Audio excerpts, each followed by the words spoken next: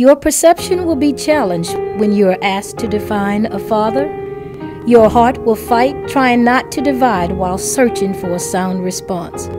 But before you answer, take into account these unchangeable words. He was created in the image and likeness of God, manifesting his character and nature. Deep in the palm of his hand, strength will always be found, for it is a rod of correction driving foolish ways far from you.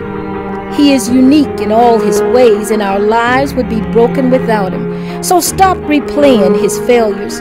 Celebrate only his victories, for he is more than a dad or a man. He is a father.